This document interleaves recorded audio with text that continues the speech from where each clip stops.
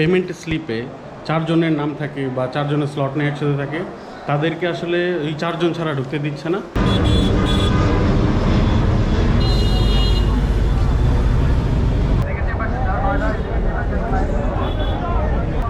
নয়টা সব 9টা? সব 9টা। এত লোক 9টায়?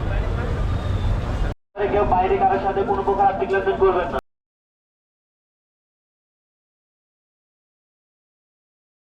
সো ফাইনালি আমি আজকে ইন্ডিয়ান ভিসা অ্যাপ্লিকেশন জমা দিলাম। আজকে ইন্ডিয়ান ভিসা জমা দিতে পারলাম। অনেকে আমি দেখেছি যারা আসলে পেমেন্ট স্লিপে 4 জনের নাম থাকে বা 4 জনের স্লট নিয়ে একসাথে থাকে, তাদেরকে আসলে এই 4 জন ছাড়া ঢুকতে দিচ্ছে না। তাদেরকে একসাথেই যেতে হবে, একসাথেই তাদেরকে স্লট দেওয়া, যাদের ফ্যামিলি আছে। যারা সৌদি ভিসা জমা দিচ্ছেন তাদের হচ্ছে এটা। যারা আসলে ইন্ডিয়ান ভিসা জমা দিতে চান তারা খুব সকালে স্লটটা যদি পান, এটা সবথেকে বেটার হয়, তাহলে আপনার সিরিয়ালটা কম থাকে।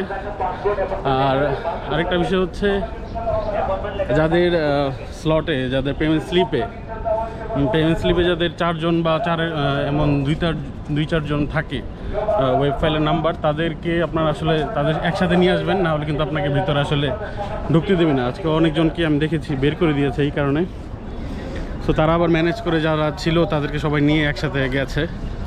সেটা মূলত হয় স্লটের কারণে। আপনারা যারা স্লট কোনো মাধ্যমে নেন তাদের আসলে এই সমস্যাটা হয়, কারণ 4-5 জন, 2-3 জনের বা 4 জনের একসাথে স্লট না হয় তো। সো এই কারণে এই সমস্যাটা হয়।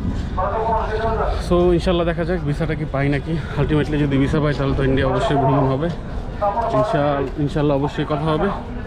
সো ভালো থাকবেন।